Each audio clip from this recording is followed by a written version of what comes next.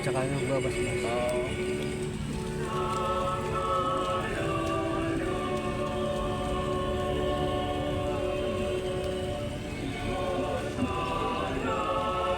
Sa ngalan ng Ama at ng Anak at ng Espiritu Santo, Amen. sumainyo ang kapayapaan. At sumaiyo rin.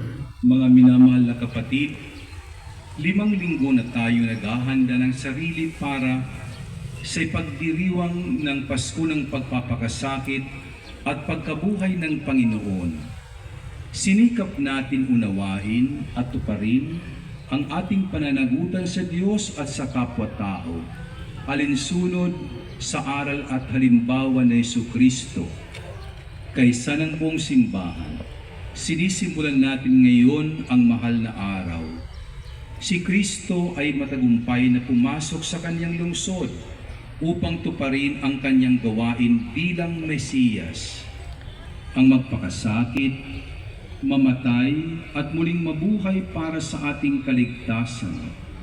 Taimtim natin sariwain sa alaala ang kanyang pag-aalay ng sarili para sa kapwa at sundan natin siya ng may buhay na pananampalataya.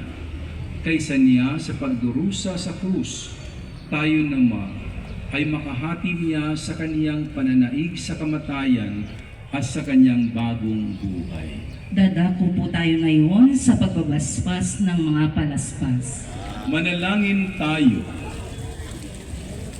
Ama naming makapangyarihan, ang mga palaspas na ito ay iyong pagpalain at pabanalin upang sa masaya naming pagbubunyi sa Mesiyas na aming hari, siya aming masundan, at sa pamamagitan niya ay aming sapitin ang hindi magmamaliw na lungsod ng Jerusalem na kanyang pinaghaharian kasama mo at ng Espiritu Santo magpasawalang hanggan. Amen.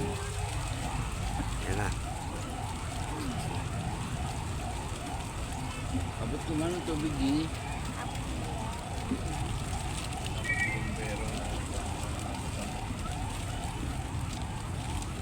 Yun, kumbero na.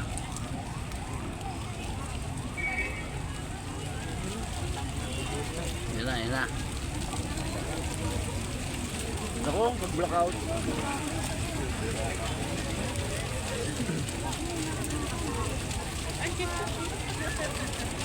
Sabi, nababasa na ako. Laway pala yun. Kagila. Laway pala yun, laway.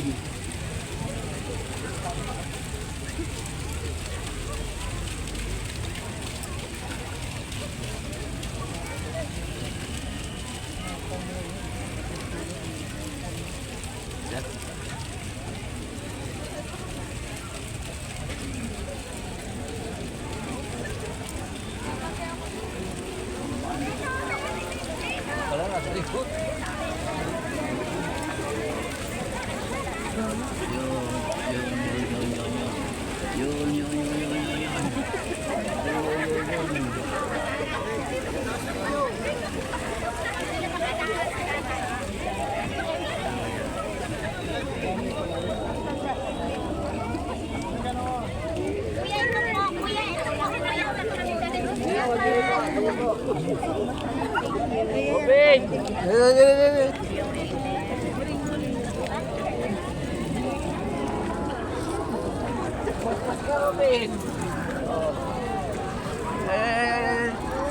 Tito, papaspas nga tito.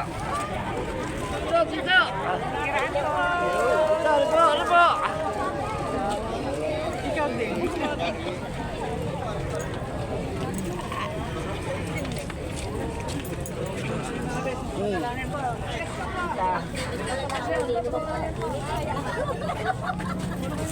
Alam, okay na, masaya ka